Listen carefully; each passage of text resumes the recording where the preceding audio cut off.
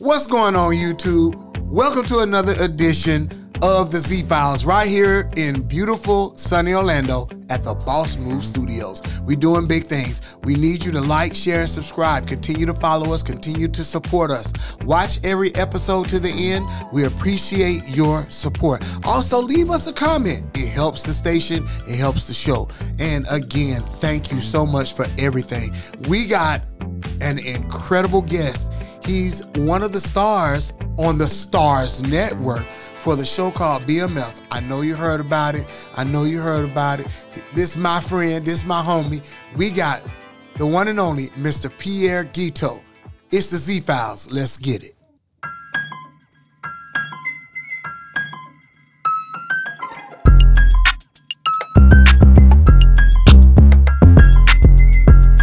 All right, ladies and gentlemen, welcome to another edition of the Z-Files. I'm super excited. Make sure you hit that like, share, and subscribe button, and make sure you continue to follow us and support us. Tell some friends. Make sure you watch the show all the way to the end. That helps us. And also, try to leave a comment. You know, we want to hear from you. So, hey, thank you for your support. I'm super excited today. I got a good friend who I haven't seen in a long time. We got to link up together soon, but he's so busy, you know, taking over Hollywood. I'm excited about this brother's path he's taking. He's on the rise. He's growing. You can catch him on the hit series on the STARZ network, and the show is called BMF. I know you heard of BMF. He's playing the role of T'Chaka. Did I say that right? Yeah, Chaka. Yeah, Chaka. He's playing the role of Chaka. Yes. He has a recurring role, and he's doing his thing. Ladies and gentlemen, he's a member of Iota Phi Theta Fraternity Incorporated. He's also a fellow Wildcat, so I'm super proud of him, and just a good brother overall. Ladies and gentlemen, the one and only Mr. Pierre Guiteau. Pierre, what's going on, man? Hey, what's happening, brother? How you doing, man? Hey, it's good to see all that you're doing right now. I thought I needed to get you on the show before it gets too late and we can't get you before you get your first Oscar. So I want to say I interviewed him back in the day. So man, let's back up and start from your beginnings, man. Tell the people where you're from, man, where you were born. Oh, originally from Brooklyn, New York. Then we moved to Florida. And from Florida to Atlanta, from Atlanta to Dallas, Texas. Okay. And so during your time as in the entertainment industry, did you know you wanted to be in the entertainment industry in the very beginning? Oh, man, I knew I wanted to be an actor since I was 17. Okay. Where'd you go to high school?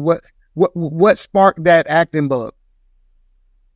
Well, I went to high school. I was at Port Charlotte High School. That's about 45 minutes north of Fort Myers, Florida. What sparked it was we were in American history class, and we were watching the movie Glory. And I didn't even know who Denzel was. I mean, what? Matthew Broderick. Yeah, at the time, I didn't know who Denzel Washington was. And I knew who Morgan Freeman, because Morgan Freeman was in that movie as well. Right. But when I watched the film, I was captivated by Trip, which was Denzel's character. Right. And I couldn't take my eyes off of him. And then, of course, everybody knows that famous scene with the teardrop. The teardrop got me, bro. Yeah, I was like, yo, who is that? And a lot of people didn't know either. I mean, it was a predominantly white school, so ain't nobody studying, who a black actor was. Okay. Right. And so I asked the teacher, I said, listen, before you take it out of the VHS or the VCR, I need to see the credits so I can follow whoever that guy is. And I saw his name, and it was Denzel Washington. And from that moment on, I knew what I wanted to be. I wanted to be an actor. I went ahead and I rented every one of his movies as much as I possibly could. I watched him I still follow him. He's you sound like Denzel a little bit. Can you do a little bit of Denzel for me? All right. Okay. Oh, all right. That's all you can get. That's it. I like the one with Jamie Foxx said, "Get your hands off me." Get your hands off me. But yeah, man. So from there, so now you got the bug. So what did you start doing after that? You got the bug now. So how did you? I want people to see your journey, man. So after you got the bug, knew you wanted to act. What did you do about it? I studied film because I didn't know anything about acting classes. Not where I was. You know, we lived at the time in Florida, in Port Charlotte. It was a small town, so there were no performing arts classes. So all I did was just watch him and study film. That's what I did. Wow. And then, of course, you know, we went to Cookman. You know, then I meet you and everybody else there, and you know, I would still watch film. That's all I was doing. That was my way of staying connected. And what helped me was my major was psychology, the study of behavior. So it allowed me to understand triggers, emotions, reasons why a person acts the way they do. And that's the thing about acting. You have to come from an authentic and real place. A lot of people act and they go through lines and you're just reciting lines. But if you can't live in the moment and if you can't portray, the thought of that particular character without opening your mouth, then stop. Right. So you started acting. What was your first role that you ever got? Okay, the very first one. Now, are you talking about stuff that we've seen on TV or not on TV? Nope. The very first time you got to participate in act in anything, whether it was my church play. Yeah. See, this the good. That's the good stuff. This the one. It was in Miami. Jesus People Ministries. Ministries. I performed there like 18 times. Yeah, so that's the church in Miami. Yeah, those my people, man. We got to send them this show. Oh yeah. Yeah, beautiful. The first before I did like an actual church play, there was like a little skit, and it was called Such a Man. It was I wore the wig. I had like one of them curly wigs and the tight, powdered blue ruffled tuxedos, and at the time, Martin was in the height of his career at the time, and I was like, hey, I was trying to act, it was like kind of like a Jerome type of thing. I said, you don't know nobody, that type of thing, right? Okay. But then from that point on, one of the directors for the performing arts there at Jesus People Ministries said they wanted me to be in a church play, and that official church play was called At the Cross. It was called At the Cross, and I played a pastor's son who's out in the streets, and I didn't want anything to do with the church. And of course, the way it's written, I came to know Christ, and it was there that anytime they had a church play, I wanted to be a part of it. Okay. Yeah. So shout out to Pastor Michelle and Jesus People Ministries. I love y'all. Yeah, man. So I want people to hear that, because there are people out there who they're in their city, they're in these church plays, they're in these college school plays, they're in these different productions, videos, and what they consider cheap movie setups. But you got to keep working, because from that you just don't know what's out there for you. So did you have dreams of being a big movie star, or you just say, I'm gonna just start acting because I got the acting bug? Well, of course, when you're young, you want to be a star. You want to be saved when you're young, because you don't understand at that point the work that it takes. Right. We see the fame, we see the glitz, the glam, but we don't see the work, the sacrifices. Right. We don't see the blood, the sweat, and the tears. We don't see, we don't see the rejection. We don't see the no. Your phone ain't ringing. We don't talk about those times where, when the phone ain't ringing and the bills coming. You're looking at your email to see if you get a new audition, and that don't right. You go through several months and you don't get an audition. You're like, wait, what?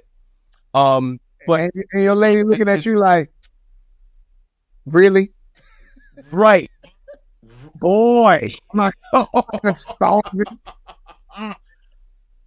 I'm not here starving for you. It's like, you sure you want to be an actor? You need to get a job. Those, oh my God. I went, yeah,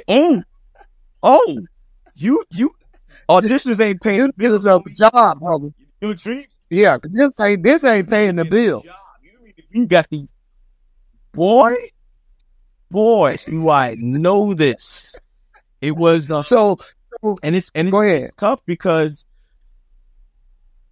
it's just tough because after a while going through what I went through, it was no longer about being a movie star. I just needed to fulfill that dream and ultimately use that dream to fuel a purpose. And I know what my purpose is now. It took me a lot of character development to know what my purpose is. And, I don't want to get ahead of myself, but all I think about is how do I serve people? You know what I mean? Because, we live in a society where if it was just me and Pierre, okay, I would stay in one spot and I could only serve the people in my, my proximity. But now that God has opened the doors and he blessed me with BMF, I've been able to do community service. I've been out there to speak to youth. I'm able to touch people's lives that I couldn't been able to reach before. And so I feel that my purpose, and I've always known that I wanted to serve people in that capacity, to inspire them and to encourage them and motivate them. And now with this platform, I can do more than what I could have done without this platform. So let's talk about that platform, BMF. How did you get that role? And let's go right before BMF. You've done some productions before. Talk about a few of those. Name a few of the productions you've been a part of. I've done a couple of spots for Nancy Grace. I did a reenactment for Nancy Grace. Okay. I did. That's when I was in Miami. Okay. And then when I moved to Atlanta, it's the very next day I got on the set of Meet the Browns. Okay.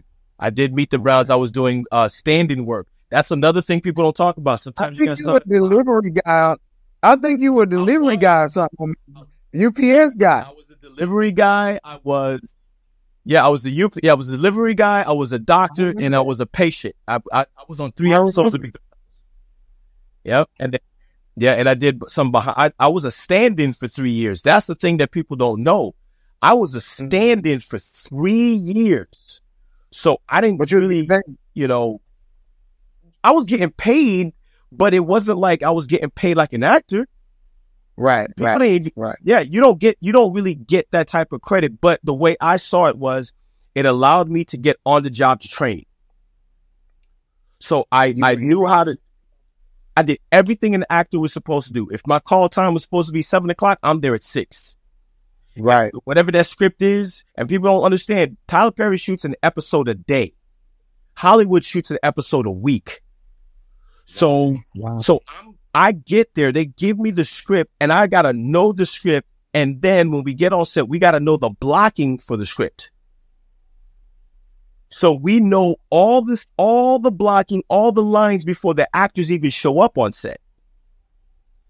Wow. So when they show up on this, we're actually doing the movie. You're actually watching us do a full episode in front of the cameraman, the directors, producers, writers, and then the actors come in and they see what we do and they copy exactly what we do. And then they tell you, get out the way. Yeah. Yeah. Okay, move. Lawrence Fishburne, move. We are considered, this is funny. It's funny, but it's not funny. The other term for stand-in is called moving props. Right. Move. I know this, but I'm glad you're talking about it because I want people to hear this. Oh yeah, man. It's work, man. You sometimes you're working like good 10, 12, maybe 14-hour days. Absolutely. Mm-hmm. And to hurry up and wait. I need you to be here, stand right here. Yep. And they put you on one spot and you wait to do one line, but you wait 3 hours. That's it. Yep. They come back to you when they come back. Right. So I wanted people to hear that, man, because there's a lot of people out there that are aspiring to get into the entertainment industry, and they really need to know what this game is all about. So I want them to hear that part. But now let's get to the good part, the juicy part. STARZ is out. There's some auditions going on for this show called BMF. It's already very popular. How did you get your part? Besides auditioning, but what's the story behind that? I'm gonna tell you. I'm gonna say one name. God. What you say? Because God did it. And I'm not even trying to be funny. I was working as a personal trainer in Dallas, Texas. Mm-hmm. And I'm minding my business, but I'm talking to God. I'm like, yo, God, because that desire to be an actor is never going to die. So I'm sitting there at the personal PT desk, and I'm in the middle of praying. Father, I need. All of a sudden, my phone starts ringing. I look at the phone. I'm like, yo, I've talked to this. I chat with this guy, but he never calls me. Like, I pick up the phone and say, hey, what's going on? He says, yo, P. I was like, yeah. And he said, you speak Creole. He's the casting director. His name is George Pierre. Good brother.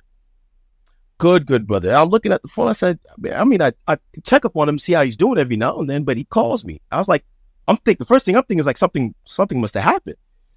Uh-huh. He goes, yo, P, man, how good is your Creole? I said, yo, bro, you know I'm Haitian, man. It's impeccable. What we talking about? Right. He says, I got a role for you on BMF, and a lot of guys have been coming in, but they're not giving the network what they're looking for. I need you to come through for me. I was like, okay. He said, when you need it. He said, and it was Wednesday when he called me. He said, I need it by Friday. I said, what? I said, cool. I got off the phone. He sends me the script. I go over it's called a side, which is an excerpt of the script. I go over it. I call my girl. I said, sweetheart, got a major opportunity. I need your help. I call. I'm driving. I'm talking to her, and ladies and gentlemen, don't text and drive. Don't do that. I'm texting my photographer guy. I said, yo, bro, I need some lights. What's your address? While I'm talking to her on the phone. So I'm driving, texting, and I'm talking at the same time. I'm supposed to be having a meeting. So cut a long story short, I get the lights, set it up. Thursday, I spend the whole day going over the lines, and she helps me with the audition. Right. If she wasn't there, I'm telling you, I don't think we would have been having this conversation. God put her in my life to help me. And she picked out all the takes. She said, P, it's good, but this is what I need. I need this. So she coached me. So she telling you before y'all even send it in, I need more. Right. Or she telling you, hey, this is what we need. She's that extra set of eyes and ears. Absolutely. Okay. And she's an actress as well, and she does spoken word. Okay. She's phenomenal. And so she guided me, and one thing that I learned was just shut up and listen. Okay. So she's directing me. I'm like, now my face, sometimes you can't read my face. And I'm looking like this. It looks like I'm upset, but I'm not. I'm just focused. And just telling me what she needed. So I think she did 4 takes, and she picked out the 4 takes. She said, send those in. So I sent them in. Cut a long story short, I turned it in, I think it was Friday morning. Monday, I get a call. That's what they wanted. When are you available? What? So it went from getting the call on Wednesday, submitting it on Friday. Monday, I get the call. You booked it. I booked it that Monday. They said, we need you to come out there. We're going to do some training, some firearm training. I flew down there, did it, came back. They said, these are the dates that we need you to be there. And I was like, I'm thinking I'm just going to be there for 1 episode. Something cool. Uh-huh. I go down there and I do my, first. Now, where did they shoot it? They shot it in Atlanta. Okay. Shot in Atlanta. And so I'm thinking I'm just there for 1 episode. I'm like, I'm grateful just for 1 episode. I was even grateful just for the opportunity. Right. Next thing I know, hey, you available for this date? Yeah. Cool. So I'm thinking, all right, cool. I'm just there for 2 episodes. 2 episodes. They're like, hey, great job.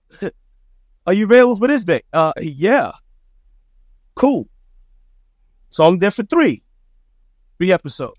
Right. And what are you thinking? Like,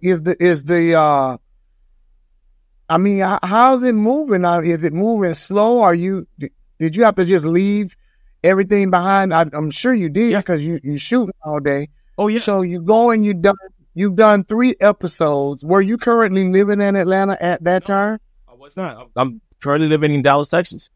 So that's right. Yeah. Yeah. So each time that they needed me, I flew down. Oh, wow. So I'm not thinking about how many episodes I'm going to be in. I'm just like, yo, they need me, I'm there. So right. I knew that I wasn't going to be in the 4th episode.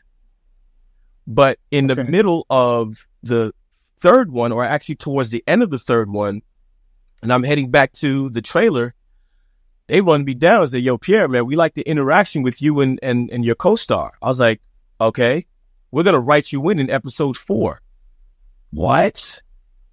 Now you're doing the darn thing. They write you in. Okay. I mean, look. Check it out. There are millions of people ready right now to buy your product or service if only they knew you existed. So why aren't you advertising? Go to our website, bossmove.com. You can be listed on a podcast. You can be listed on our network. You can be a boss. Call the Boss Move Studios. Hit it up. Later.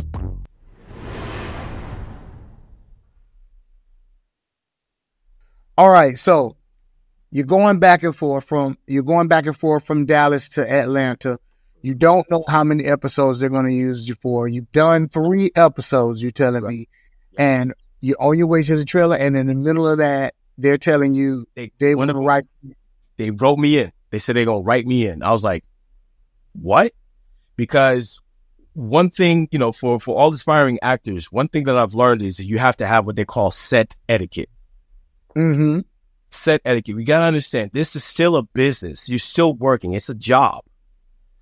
So I respect everybody. It's not just the stars that, you got to be, oh, hey, how you doing? No, it's everybody. It's the sound guy that's moving core. Yep. That could possibly say, hey, that Pierre guy, he's really good. I like him. It's those little people, because they're the ones that are interacting with you more and talking to you, getting to know you. So I'm piggybacking off of what you're saying, brother, and I'm talking to the people saying, hey, be nice to everybody. Everybody, even the caterer, even the janitor, the guy that's putting tape on the floor. Say, hey, man, how you doing? What's your name? It takes a village to make a production. No person is greater than the next. We need everybody. Right. So even the extras that were there, man, and the MKs, man, I still, it's been a year since we shot, but I still chat with some of the guys that were extras. I'd hit him up on, on IG. One of them, I FaceTime him every now and then just to check up on him. He checks up on me. We actually became like I don't want to say a gang, but we really became a clique. Like, that was us, like MKs on the screen. That was the squad. Yeah, that was the squad. Like, we hit up each other. Yo, man, we about to do this thing. Yo, MKs, man, for life. Like, we took it seriously. We still call each other's the MKs. We have all, little call sign and all that stuff. And when I was walking to the trailer, or to the van to go to the trailer, they ran me down. They said they loved how I interacted with my co-star who plays Block in the project. And so they wrote us in. They wrote me in. And that was the episode where with 2 Chainz, when we were in the car. And we were, but you'll see it. And what the but because we were Haitian, they allowed us to speak our language. Wow. So a lot of the stuff that you heard in Creole really wasn't in the script. It wasn't. So they said, well, we love your interaction. When you're done saying what you're saying, just tell us what you said so we can do the subtitles. That was it. Okay. And then after that, I was in more episodes, and pretty much I was in I was pretty much throughout the whole season, except for maybe 2 or 3. So you did like about 7 to 8 episodes. Yeah. 7 or 8 episodes? Yeah. Tell us about your character. What's he like? So Chaka is the right-hand man to Glock. Glock is like the top dog for the MKs or the Miami Killers.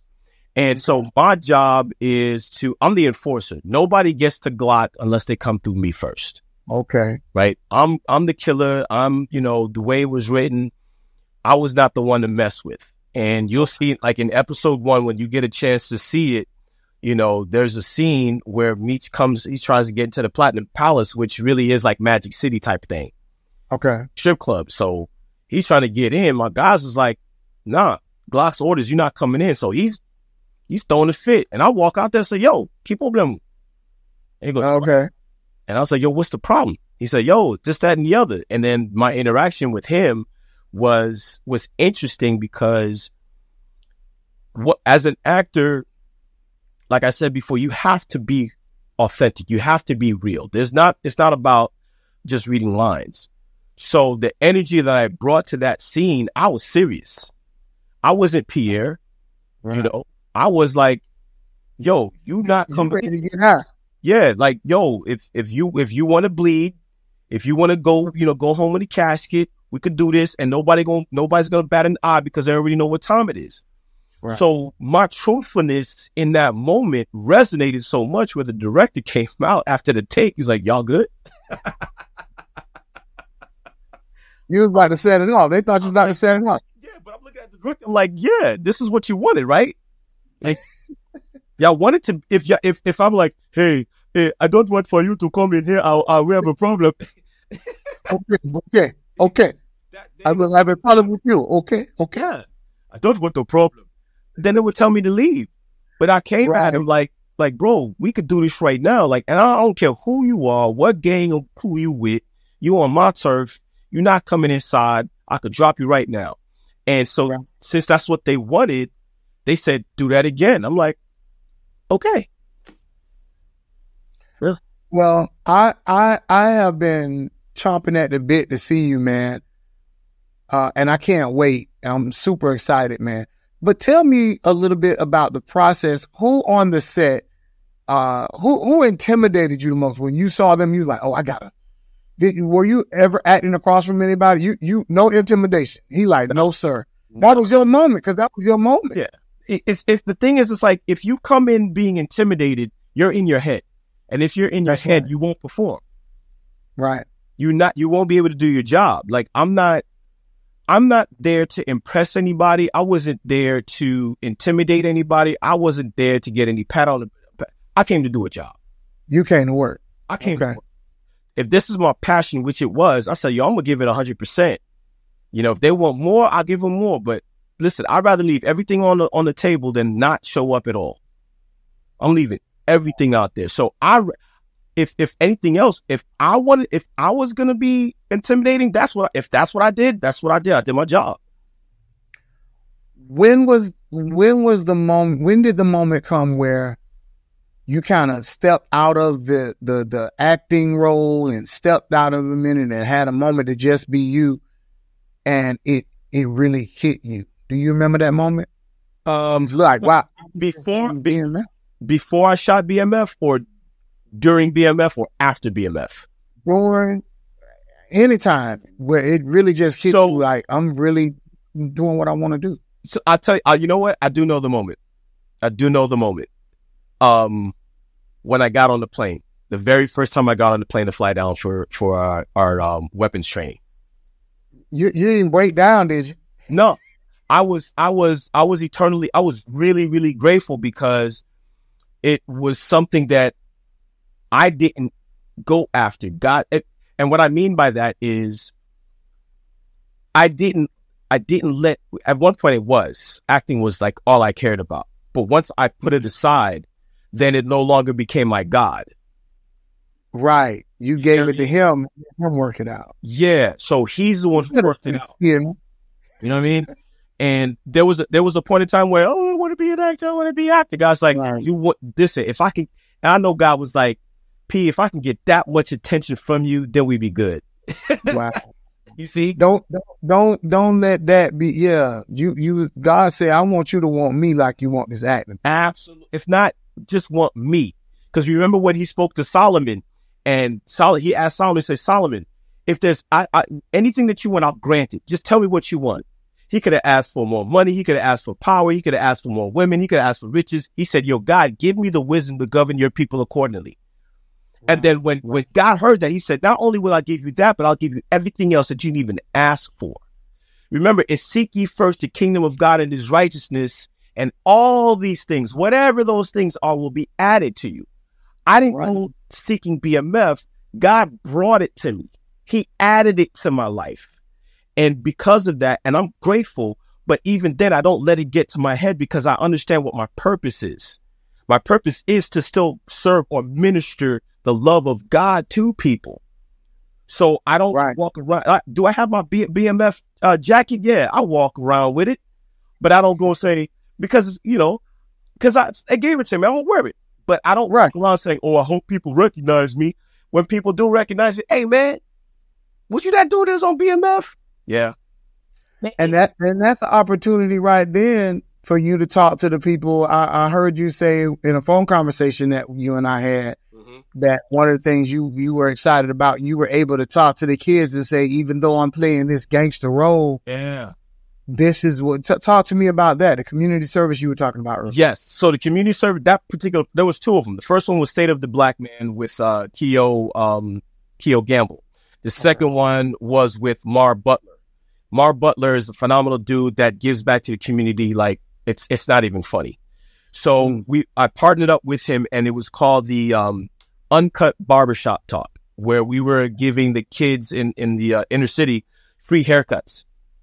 Getting free haircuts. They were having basketball tournaments, video game tournaments. There were vendors. There was food. Nobody paid a dime. And so when I went out there, the discussion was the difference between TV and real life. I said, yeah, I play a gangster, on TV. Yeah, I'm killing, drugs and all that. But let's be honest. If I quote unquote unalive somebody on TV and they say cut, Pierre goes home. But if Pierre in real life were to go ahead and unalive somebody, Pierre's not going home. Right. Or he's going to get killed too. He's going to get killed too. And I won't even call it an opportunity.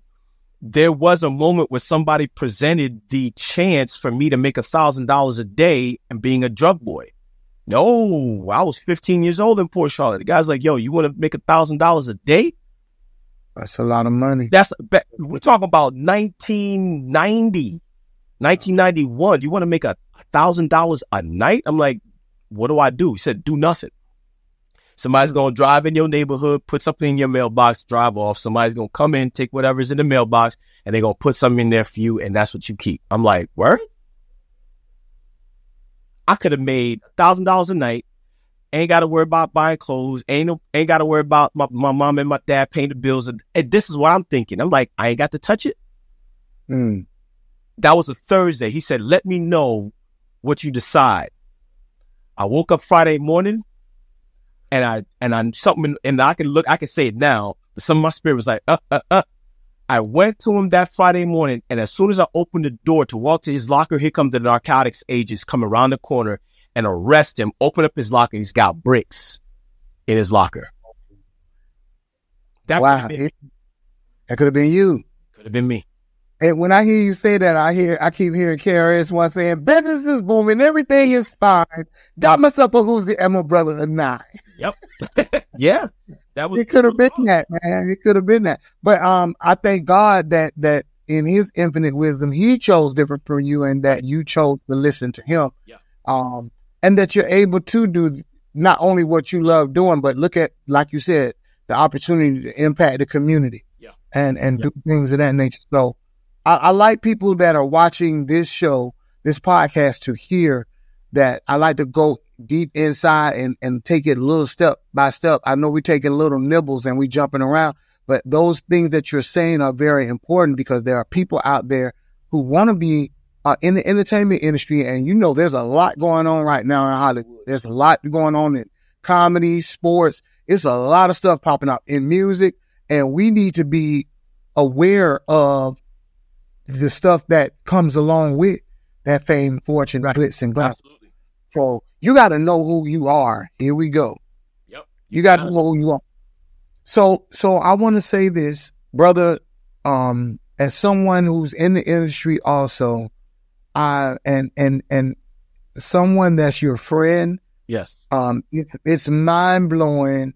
We went to Bethune-Cookman together. It is mind blowing for me to see you on that screen doing your thing.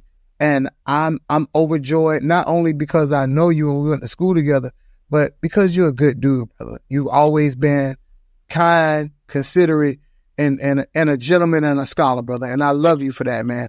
And I want you to keep going. I'm praying for you. I'm pulling for you. And I'm wishing nothing but the best. So tell us before we leave, tell us some other things you work on and what you got next coming up. Woo! Okay.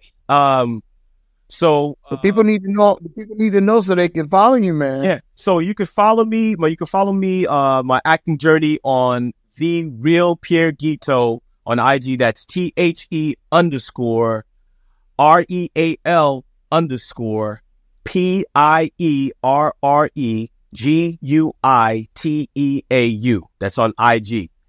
And you'll see, I'll post inspirational stuff. I post, clips and all that good stuff. And I also have a podcast, a live show podcast that I'm doing called the Love Lounge Live. And we're talking about, relationship issues.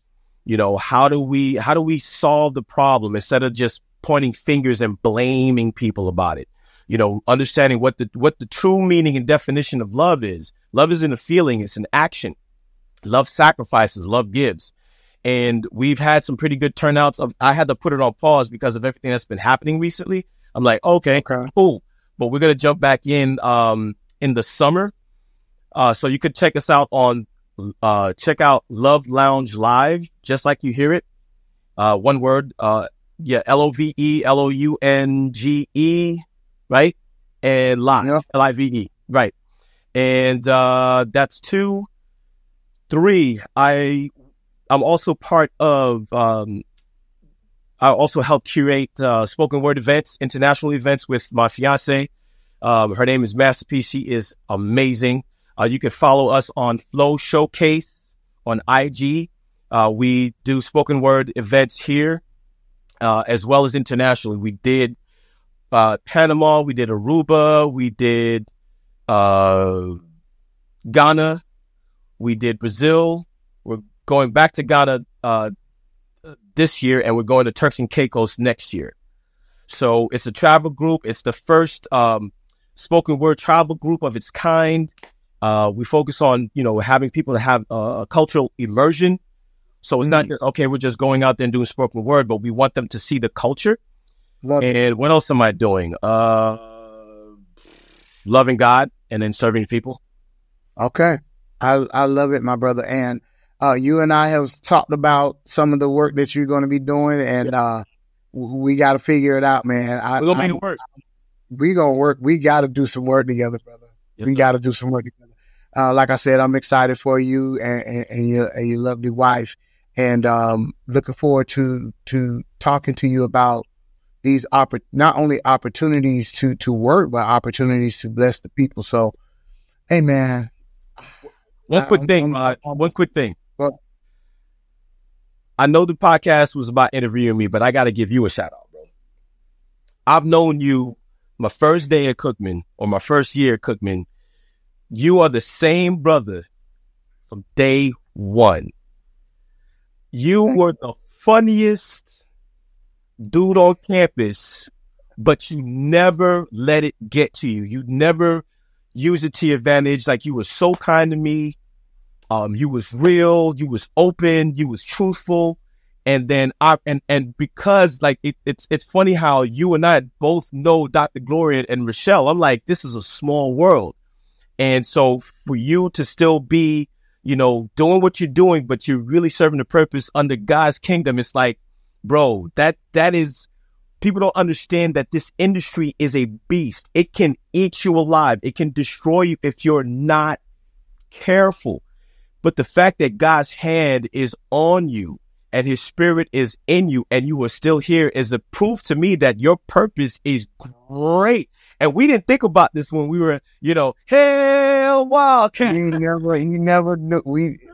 And you imagine if we'd have known, we probably would have just started really getting into trouble. But we kept working at it, man, and kept doing what we were doing, man. I'm like you, man. That's God. It ain't me. The Orion, man. You don't even want to know that. That's it. Man, but I'm glad to be doing what I'm doing, and God has led me to these wonderful people here at Boss Move. They God-fearing people, and I think all of us are going to be blessed. We just got to figure out what our purpose is for one another, and link up and keep working. Yeah. So like I said, I'm excited to continue to work with Boss Move. To start, we've already had a friendship, but a working relationship with you. Yeah. And who knows? So people, this is Pierre Guiteau. He's on his way, y'all. He's such a good actor that they wrote him in to BMF. So there's no telling where he's going to go. He's inspired by Denzel Washington. And, what can we say? God is good. And his main goal is he wants to serve the people. Love God and serve the people. That's a good, quick, easy recipe right there. Yeah. Love God, serve the people. Fellas, y'all hear that? Love God, serve the people. All right. Well, we're gonna wrap this up. Pierre, thank you for taking the time out. We are in our I'm not gonna say humble beginnings, because with God anything is possible. Okay. But we are on the launching pad, getting ready to take off. And I'm so glad we had the opportunity to talk to you before you start doing all these movies, man. I wish nothing but blessings on you and your wife. I hear you'll hear from me soon. God bless you and thank you. You got it, brother. Take it easy. So once again, ladies and gentlemen, Pierre Guiteau, an incredible interview. Love God, serve the people. I'm walking away from this interview with that mantra for myself. I don't know about if you got anything out of it, but that's what I'm walking away with. Love God, serve the people. On behalf of Boss Move Studios and Lighthouse Media and Entertainment, thank you again for watching. We'll see you next week. This has been the Z Files. Tune in next week.